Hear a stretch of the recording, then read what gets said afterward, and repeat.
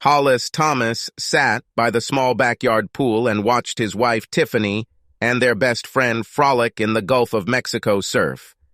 In the past, when he watched them play together in the surf, he also looked at his position and almost burst with pride. He thought about the culmination of their childhood dreams. They achieved most of their dreams because they escaped the cold, dreary winters of their hometown in the north, which they considered cold and chilly, and lived the dream in sunny Florida. Now, on this day, he didn't think about the fact that they ran away from their hometown for this piece of paradise. Now, watching the pair play, he was upset again, remembering some rumors that began during his school years and continue to this day. He completely ignored his sweet spot and focused on what was happening on the sand and in the surf. Until the middle of last week, he could honestly say that he loved Tim and Tiff more than anyone in the world. Over the years, he trusted them with his life, his happiness, even his soul. They were almost like one. If one of them was sad or unhappy, they were all sad. If one of them was hurt, then everyone was hurt. He now realized that the trust and love he once had for them was misplaced. Hollis, Tiff, and Tim met on the first day of high school when they were assigned to the same group. Somehow, they became instant friends and formed a bond that lasted through high school and college for him and Tiff. Timothy was a luxury slacker. He was a typical beach bum even before he had a beach on which to practice his art. He had no ambitions. He always dressed like a surfer dude and spoke the language of beach bums mixed with drug culture slang. His every sentence was filled with the slang of surfers and tokers. Hollis had never seen Tim use hard drugs, but he was an expert in the use and abuse of weed and alcohol. Like many other young men who acted like him, there was something about him that appealed to women. They flocked to him like bees to honey. He was a handsome, tanned young man who knew everything to say to a woman. Tim could take almost any woman he wanted to bed, and it seemed like he wanted them all. Until recently, Hollis thought he held back his urges when it came to his best friend's wife, but now he knew differently. The three friends graduated from high school together and applied to colleges together. They only considered colleges that were located in Florida. The location of a college or university was more important than its reputation or the degree they could obtain there. They were all accepted into the same college and lived together as they began their higher education. It only took Tim one semester to drop out and say college wasn't for him. He moved to the beaches near Fort Myers, Florida, and for the rest of his friends' college careers, he lived hand in hand, seeing them almost every weekend and most of the summer. While Hollis and Tiff were in college, Timothy worked part-time in and around the beach. He worked for a pool company, local beach companies, and a local rental shop. For some reason, that's where he shined. He could rent the sand to an Arab.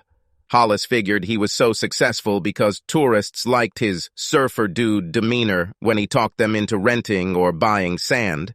Hollis's employer owned a beach rental company with a small retail store attached to it, as well as a larger tool and equipment rental business where Hollis worked.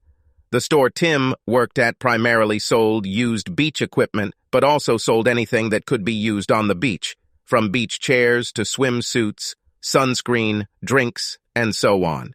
In college, Tiffany and Hollis majored in business. Tiffany earned a degree in marketing.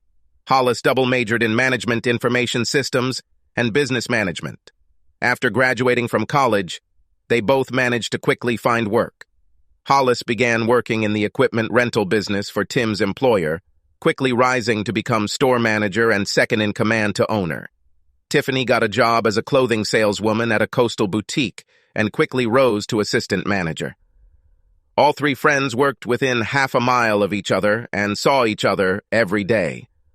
Hollis and Tim, who worked for the same employer, would sometimes see or talk to each other several times during the day.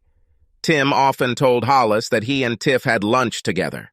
Their businesses were located on the same block, and they even spent most of their breaks together. Rumors about Tim and Tiff began to circulate again, but Hollis again ignored them. After all, they had all been friends since childhood, and he trusted them. Tiffany had already dated Tim when they were younger and thought he was not husband material. After all, she had rejected him and married Hollis, so he had no reason to worry, right? Besides women and everything that happens on the beach, Tim had one true passion in life. He loved Mustangs. If the conversation turned to cars, he would first of all talk about the Ford Mustang. His first car was a Mustang, like all subsequent ones. He finally managed to save enough money to buy a new Mustang, but it wasn't just any Mustang. He bought a Shelby in ruby red metallic with black accents.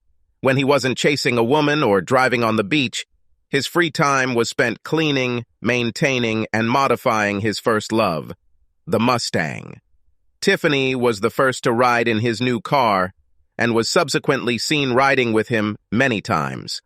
Hollis recalled good times when he and his two best friends would travel, go camping, or just hang out together. Tiffany was always there for both of them, but she was only his. She was only Tim's friend, she said. Now it seemed like she was more than a friend. She never said she was a friend with benefits, but obviously she was, and still is. It was only last week that he finally received a slap on the wrist from her disrespect and betrayal. He finally learned that the rumors that had been circulating for the previous years were true. Hollis almost regretted volunteering to deliver another set of rented scaffolding to the construction site the day he learned of her betrayal. He was bored, and the tenant said he needed the scaffolding urgently, so Hollis told his boss he would deliver it. If not for this, he could have remained blissfully unaware for a long time. He would never know that the rumors were true. He felt his stomach clench with anger again as he remembered what he had seen while watching what he now knew were the not-so-innocent events in the surf. How could he be so blind? Now everything was very clear. The day his life turned to shit was a great day. Business was slow and it was a Tuesday. So when the store received an order, he told Mr. Wilson he would deliver the scaffolding rather than asking the scaffolding driver to work late. Not only did this save them the overtime they would have paid the driver, but it also saved him from working in the store for an hour or so, and also made a good customer happy. A winning situation. But in the end, he lost. He decided to go back to the store on the beach road, the one that passed Tiffany and Timothy's workplaces. He walked past the small building, almost a shack, where Tim worked, just in time to see Tiffany meet Tim outside the door in a heated kiss. His hands went under her loose blouse and caressed her breasts for a while. Then he hurried after her through the door. As she entered the building, he put his hand under her skirt and she turned around, smiling and giggling. She leaned forward slightly and grabbed Tim's hand as she continued to walk backwards into the building. As soon as the door closed behind them, she pulled Tim in for another long kiss. There was no doubt that this time she was the initiator. Tim quickly hung the "Closed for Lunch" sign on the door and followed Tiffany deeper into the building. Tiffany laughed and pulled Tim's hand. Hollis quickly pulled his new F-150 into the parking lot next to Tim's Mustang. He walked, almost ran, to the store and looked into the building. He couldn't see anything. The lights were off, the door was locked, and there was no one in sight. This meant that they must have been in the storage area or had exited the building through the storage area door. Hollis moved to the back of the building and pushed a trash can under a tall, faded window. When he climbed onto the forecastle, he could barely pull himself up to see part of the room. He heard voices but could not make them out. He quickly jumped down, placed a couple of pallets under the trash can, and climbed back into it. Now he could see more of the room, and his world ended. Tiffany was lying on waist-high drawers. Her blouse and bra were open. Her magnificent breasts were on display for Tim to paw at, which he did. Tiffany's skirt was hiked up to her waist. They were having sex. Now he could hear her moans and grunts as Tim worked on her mercilessly. Hollis took his phone out of his pocket and took a few pictures, then walked away from the trash can and began to walk away from the building. He was seething with anger. Thoughts were spinning in his head, many of which he later did not remember. He was devastated, broken, abandoned to the mercy of fate, as only can happen in such or similar circumstances. His perfect life was shattered in a few painful moments of a wonderful day. When he returned to work, his boss realized something was wrong, but Hollis refused to discuss it with him. He just said, "I just realized that things are not always what you expect or think they are. This afternoon I discovered that I was wrong about what I thought I knew. Now I have to reconsider my entire outlook on life. Hollis shrugged off the memories of the past week and continued to watch his slutty wife and ex-best friend wrestle and caress each other in the waves. He almost cried listening to Tiffany's girlish, happy screams and giggles and Tim's deep laughter. He observed and made plans, then discarded them to make new ones. Thinking, he looked around the house and yard. He would miss this place perhaps more than he would miss Timothy, and almost as much as he would miss Tiffany. At the very least, all they would lose is rent. Now he was glad that they did not have enough savings for the down payment and agreed to a lease-to-purchase agreement. Hollis was still turning over plans in his mind when a beaming Tiffany ran into the yard, holding Tim by the hand and dragging him along. She was funny and flirtatious, one of the things that had attracted Hollis to her all those years ago. He liked her sparkling personality, her constant good humor, and her loving, pleasant nature. He knew now that he should have questioned her devotion to him when she continued to display these traits to others after they became engaged and married. He simply convinced himself that it didn't mean anything, that it was just her character. Now he knew it wasn't just her personality, or maybe it was. She was a liar and a coquette. As Tiffany walked closer to Hollis, she stopped and looked at him, still slightly out of breath from her previous session. Only then did she drop Tim's hand. "Darling, why do you look so sour? Today is a beautiful day and we are all together. Why do you look so depressed?" She leaned forward and gave him a quick kiss on the lips, which he managed to partially avoid. "Oh, nothing you don't know, Tiff. Just thinking about last week and a problem I discovered at work. Soon I will deal with it and solve it, and hope that I will return to normal life. Why are you in such a good mood this afternoon?" Tiffany smiled slightly and looked at Tim before answering. Hollis thought he saw something more than friendship in that look. Honestly, he knew it was the same look she always gave Tim, but this time he understood its true meaning. "Well, we're all together, and Tim and I had a really fun swim, and now we're ready to eat well and have some quiet time with each other. What are you going to cook for us this evening?" she said. "Oh, I was chosen as the cook for the group again today? It seems like I'm often chosen for this position. I even have to cook when we meet at Tim's. This doesn't seem right to me. What about you?" "Oh, well, it really doesn't matter. I'm afraid I didn't think about it, because I was busy with my own problems. I think you and Tim will have to figure something out, or maybe we can just make some sandwiches together." "Oh, Hollis, how can you? You always cook good food when we get together. That's part of the fun of the weekend, watching you cook us delicious food and then eat it as the sun sets. I can't believe you just sat there staring into space and didn't cook. What should we do now?" Her eyes sparkled. She grabbed Tim's hand, then turned to Hollis and said, "I know. You can chill the wine and set the table, and Tim can give me a ride in his Shelby. We'll buy something to take away and eat here on the terrace. I've heard about an amazing new restaurant in this city, and this would be the perfect time to try it." Tiffany rushed to their bedroom and quickly changed into a sundress and sandals. When she returned to the terrace, she smiled. "Well, come on, Tim. Let's hit the road." She grabbed his hand and pulled Tim towards the front door and the parked cars. Her eyes sparkled as she turned to Hollis. "We'll probably only be back in an hour and a half, dear. We must give them time to prepare the food after we arrive. I'll call you when we start heading back." Hollis froze in shock as he saw the front door close. He heard the Shelby purr and then the rustle of tires as Tim got into it. He couldn't believe what just happened. Of course, this had happened before, but it was more egregious. Or perhaps he was just looking at it from a new perspective. Many times after Tim and Tiff had wrestled and masturbated together, she or Tim would find an excuse for them to run errands together. Until now, Hollis had never thought about it. They were doing this kind of stuff back in high school. Hell, sometimes she and Tiff would go away and leave Tim alone. Of course, they had never had sex, as he now suspected Tiff and Tim had done. Of course, now that they were married, they didn't have to run away if they got so stressed out that they needed to make love. They just excused themselves and went to the bedroom or waited until Tim left and they went to bed. Hollis signed and returned to the patio to his chair. He took with him a glass and a bottle of Balvenie. He made no attempt to cool the wine or arrange the plates and silverware. He didn't even move an hour and a half later when a giggling Tiffany called and said they were on their way home.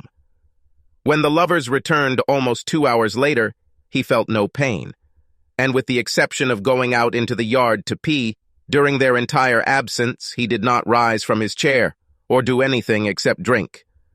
Tiffany was laughing and chatting as she and Tim walked through the front door. They noisily walked through the house and burst into the kitchen. When she walked out onto the terrace, her chatter stopped. Tiffany looked at the still unset table and turned to Hollis. "Hollis, what were you doing? I thought you were going to chill the wine and set the table while we were gone. It looks like you haven't even moved since we left. What the hell is wrong with you today? Hurry up and set the table so we can eat. We're hungry." Hollis looked at Tiffany sadly but did not comment. Her disheveled appearance spoke for itself. Her hair was tousled, her lips were plump and red, and the buds on her breasts were poking out from her thin top. It was obvious that she wasn't wearing a bra.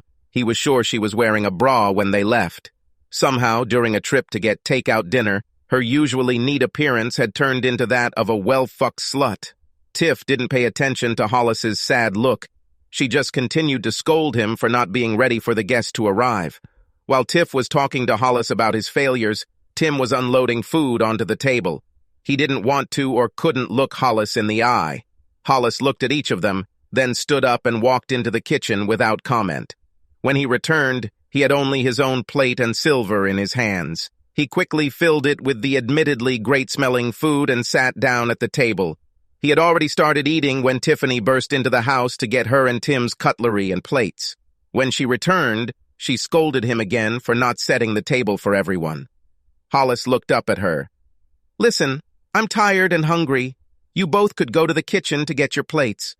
It wouldn't take so much effort for you to bring your own dishes here, so I let you do it yourself." He turned his attention back to his food. After he filled his plate, Tim sat down across from Hollis and ate a few bites, then said, "Man, this is all so unbelievable. Why do you treat us this way? You didn't cook, and then you became stuck up and arrogant after we arrived with good food and refused to even help serve it. This is so unlike you, dude. We are brothers. You'll have to help, man. Help, you know. You have such a nice woman there, man. And the fact that you didn't help her is a complete insult, you know." Hollis looked at Tim and felt his anger flare. He glanced at Tiffany with a guilty expression, but then returned his attention to Tim. Tiffany looked at her plate and tried not to notice the two men at the table. Hollis said, "Well, Tim, I really don't know why you care what I do in my own house, you know, dude. I know you're used to me paying for everything when we're together, running errands and carrying everyone around. But now everything will change. I intend to relax on the weekends, like you and Tiff. This means I've stopped doing everything for you, and you have to start pulling your own weight, dude." Tiffany gasped and looked at Hollis in surprise. Hollis looked at his wife. "What? Do you have a problem with this, honey?" "Well, it's just... Well, you know, Tim doesn't make enough to pay his expenses when we do something together. He barely earns enough to pay for his car and rent. We always took care of each other. Why are you trying to change the situation now?" "Well, let me think. We are all adults here. We all work and are responsible for ourselves and our actions. Am I right?" Tiff whispered. "Yes." "Then that means that if we are together, we must help each other. And when we are apart, we must pay for ourselves. Usually, if someone is in a house as a guest, they will at least offer to help, even if they are not expected to do so or provide food for the owner of the house. I've noticed that whenever we gather, you and Tim play and have fun while I cook, serve, and clean up. I am also expected to spend our money on food. I don't believe we have an equal relationship here, and I'm tired of the inequality and injustice in relationships."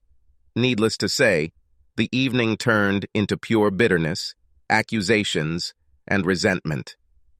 Hollis wasn't ready to tell the other two why he had decided to take a hard line on the friendship and their relationship, but they knew he was upset about something. Over the next 2 weeks, he spent as much time as possible watching Tiffany and Timothy. Every week, he found them kissing and caressing many times. Twice, 1 week, and 3 times the next, he received even more photos of them making love during work hours. By his count, Tiff and Tim spent more time making love to each other than he and Tiff did before he caught them. Tim would undoubtedly receive about more than Tiff gave him. On Friday of the second week, Hollis entered the owner's office. "Sir, I've been crunching some numbers in my spare time for the last week or so. I think we can increase our profits significantly if we close the store and beach rental and let Tim go." Mr. Tompkins stared at Hollis and frowned before saying, "I thought Tim was your friend, Hollis. Why are you recommending that we close his store and fire him? There are times when we need another employee at the rental center. Isn't that a better choice than just closing the other store and firing your friend?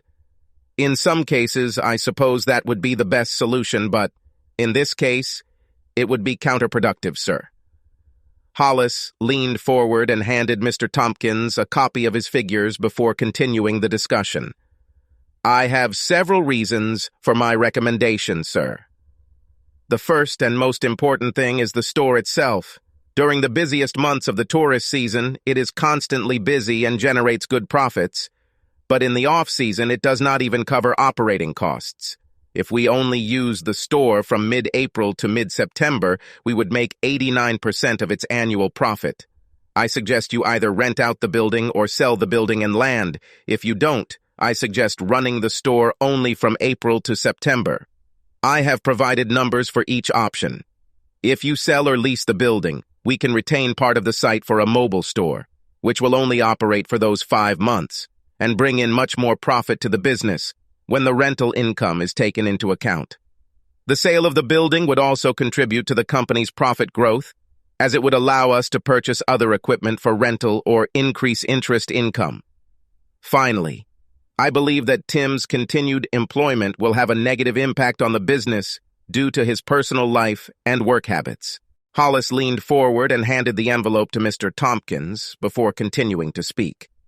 "I discovered that on an unknown number of days, Tim closed the business during business hours while he had sex with a woman in the storage area. Thus, he was guilty of theft from business because he continued to receive wages for these closures. Over the past 2 weeks, I have recorded 7 instances where a store was closed for almost an hour in the middle of the day. These closures were in addition to his authorized lunch break. These unauthorized closures have negatively impacted business due to potential unknown loss of sales and rent. Besides, I can't continue working with him. I'm not giving you an ultimatum, sir, but if he is retained, I will look for work elsewhere." "What? I can't believe you'll do this. Why?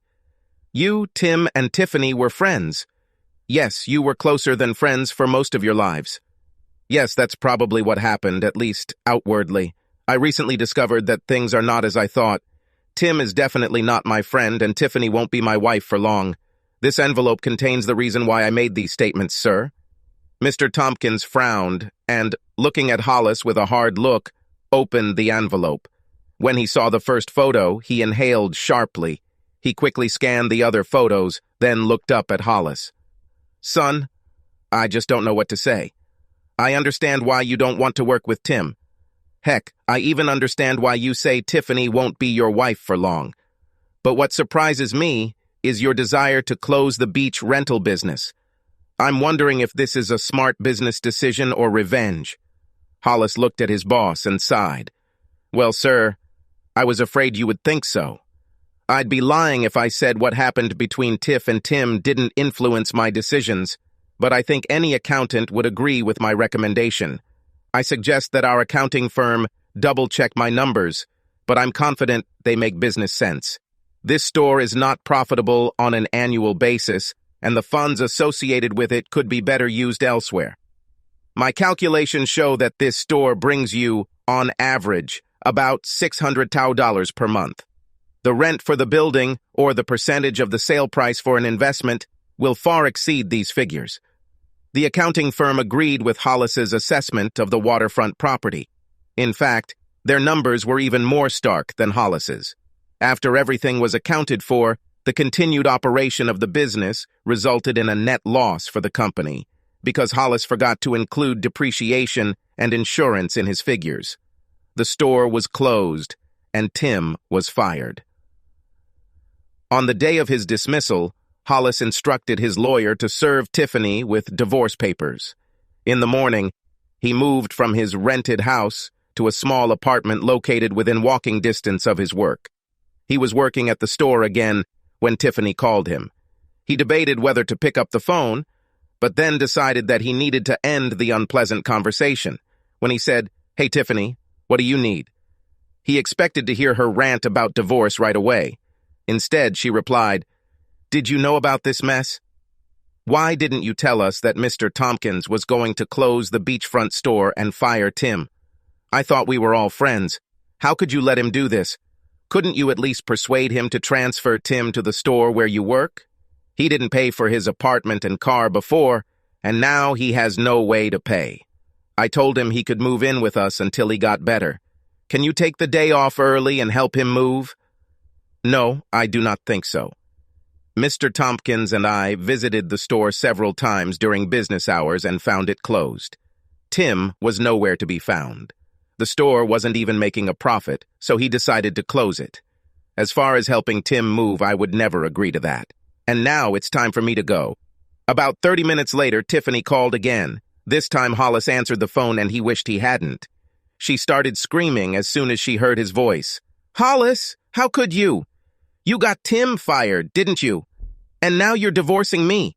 How could you do this? We've been together for ages, and suddenly you leave us and cut us out of your life? Just like that?" "Well, Tiff, how could you cheat on me? How could you have sex with Tim and not expect me to leave him and your sorry ass?" "What? I didn't cheat on you. I have never cheated and never will. What gave you this idea? Maybe because I have photos of you and Tim having sex? Maybe because I saw you kiss him and let him play with your charms? Maybe this made me think that you are cheating. Hollis, I have never, not once, allowed another man or woman to have sex with me. Never. Then what did you do when Tim had you? Wasn't it sex? Well, I guess so, but I prefer to think that we made love, like you and me." "About? Hollis, how could you—" "Hollis, I thought you understood. Hollis, it's always just been us. The three of us. We have always been together, you know. You've known since elementary school that I loved you both to death. You both told me and each other that you love us. Hollis, you always knew Tim and I had something special, just like you and I. You certainly won't try to divorce me because of Tim. Honey, I love you. I love Tim. I always knew that I would be married to you. Tim needs us to continue living, and we need time to be happy too. If you love Tim enough to have sex with him, why did you marry me? Well, you were more stable. You will be able to better support the children when we have them. Tim can't even pay his own way, but he's special. The three of us make a great team, and we will have such a good time with the kids once they arrive. Tim can teach them how to live and love life. I can be a mother and raise them, and you can teach them responsibility and work ethic, don't you see? What we have constitutes an ideal whole. When Tim has a little deficiency, you can make up for it, and we will all live better, just like now. No, Tiffany, I do not see. I guess I never saw what was really going on. Goodbye, Tiffany." Hollis hung up and stood there, seething with anger. He was so angry that he was shaking, and his face was red. This bitch practically admitted that she always had sex with both of them, and even helped pay Tim's bills with their income. Crap. How could he be so mistaken, so blind? Not surprisingly, Tiffany immediately invited Tim to move into the house and live with her. But even then, Tim couldn't pay for the car. 2 months after the breakup, Tim wandered into the store late at night. Hollis came around the counter and met him at the door, about to kick him out. Before he could say anything, Tim stated, "Dude, you have to help me. They are trying to take my car. I can't let them do this. Tiff made a payment last month, but now we don't have the money. Can you give me a loan?" "What? You have sex with my wife and prove that you were never my friend, and now you come here and ask me to lend you money for your damn car? Get your ass out of here before I beat the crap out of you." "Wow, dude. What's with the bad vibes, man? Of course, I killed your old lady, but you also killed mine. I mean, she was with both of us, you know? We both thought that you knew this and were calm about it. But this is a completely different matter. We were always buddies and had each other's backs. I really need your help, man. We'll deal with Tiff later. Hollis smiled. You know, maybe I can take care of you after all, Tim. Give me time and we'll go to your bank and sort this out. Tim brightened up and smiled. He patted Hollis on the back. Righteous dude. I knew I could count on you. When they arrived at the bank where Tim's car loan was issued, they asked to speak with a loan officer. When they sat down, she asked what they could do to help, and Hollis said, I understand you have a loan on Tim Reading's Mustang. He said he was behind on payments and you were going to return the car. I agreed to take over the payments so you wouldn't have to take his car. Do you mind? Well, I can't say. Tim intervened. Stop, dude. I didn't say I was going to give up my car. I just wanted to take out a loan to pay. Hollis looked at the loan officer. Excuse us for a moment, please. I want to explain everything to Tim. Tim, all I'm doing is putting the loan and the car in my name so I can make the payments and we can take care of the car here. I will take care of the payments and make sure the bill is paid and you will no longer have problems with your credit. Tim relaxed and smiled. Oh, cool, dude. Exactly. Let's do it. The loan officer took Hollis's information and ran a credit check on him. When she finished, she smiled. I don't see any problem with you taking over the payments on Mr. Reading's car, Mr. Thomas. I can also arrange for you to apply for a new title with the state. Let me fill out a few forms and get a few signatures and we'll take care of everything. She quickly stood up and walked into the paperwork room.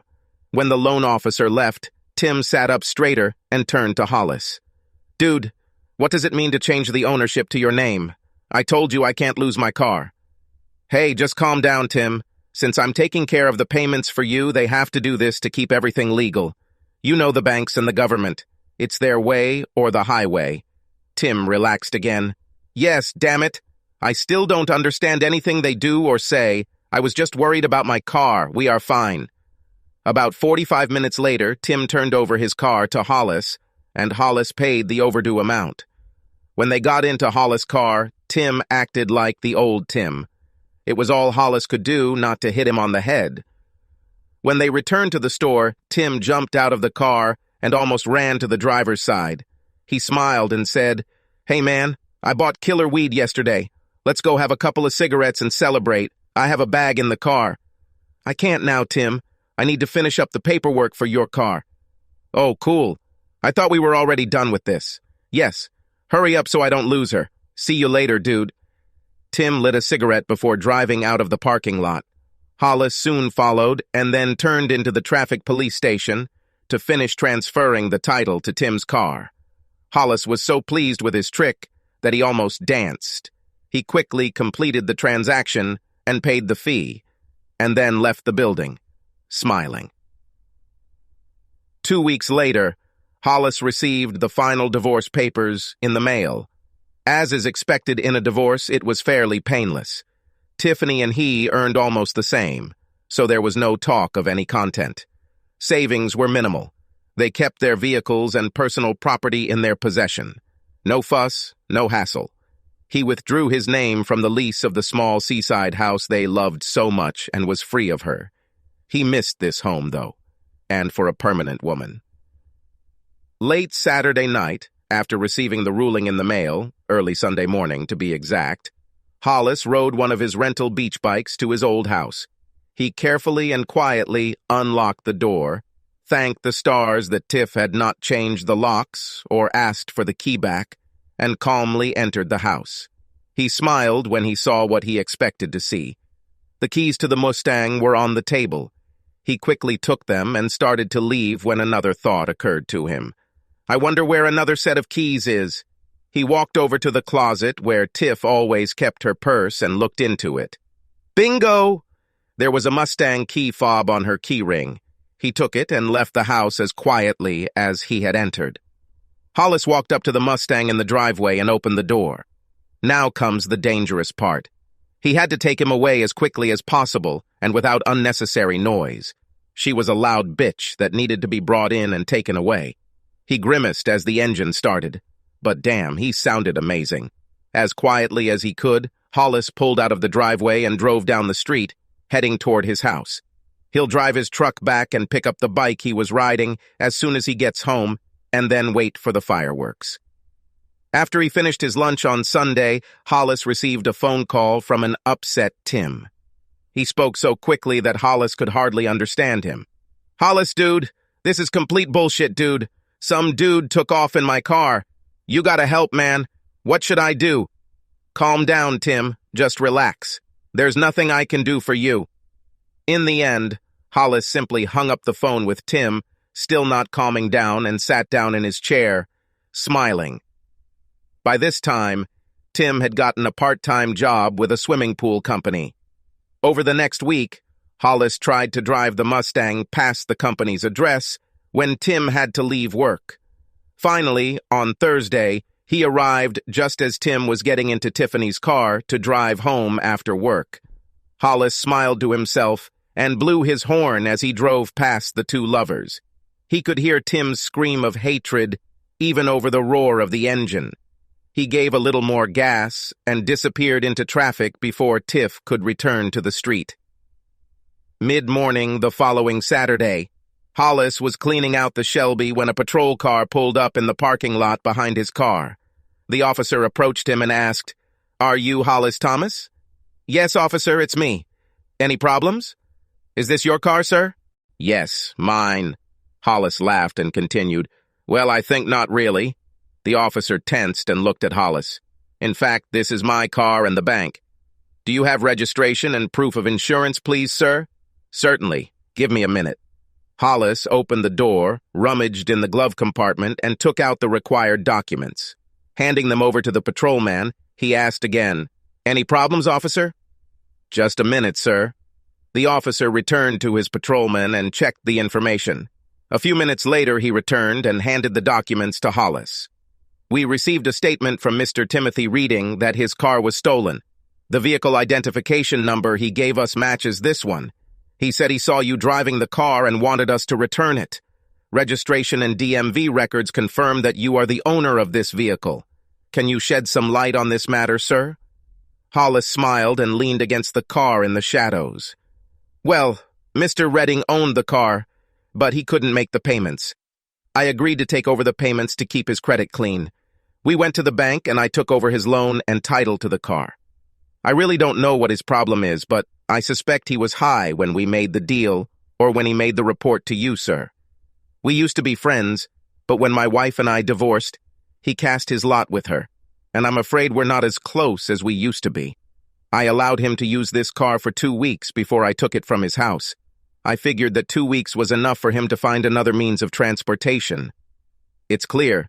So you're saying he's into drugs and trying to use the police to cause trouble over your divorce?" "No, sir. I don't know how he feels about our divorce, and I don't care. All I said was that drugs could explain his memory loss about selling the car." "Yes, sir. Sorry for disturbing you. On Sunday afternoon, Hollis was lying near the pool when Tiffany and Tim burst in on him. Before he could get up, they knocked over his chair and threw him onto the hot concrete. Tim said, 'Dude, why did you take my car? I need the wheels back, man. Give me the keys.' Hey, you came to me and begged for help. I agreed because we were friends, and I felt a little guilty about your problems. You gave the car to me so it wouldn't be taken. Now I have a nice car, even if it's not an F-150 4x4. Damn, it's a real girl magnet, and it helps, you know? In a way, this is fair. Each of us still has a sweet car we just exchanged. I got a Mustang for my wife. You know, I think I got the better deal in that deal. At least I don't have to worry about Mustang cheating on me and leaving with some other man without my permission." Tiffany screamed and then stood and cried quietly. Tim stood for a moment, looking at Hollis. "Man, that's totally cold, man." Hollis looked at them. "Yes, that is. Now get out of here before I call the cops. I don't want to see any of you anymore. Subscribe to our channel so that your second chaff doesn't cheat on you, and go ahead and listen to the next story, because this story is nothing compared to the next one. If you're under 18, don't even think about listening to the next one.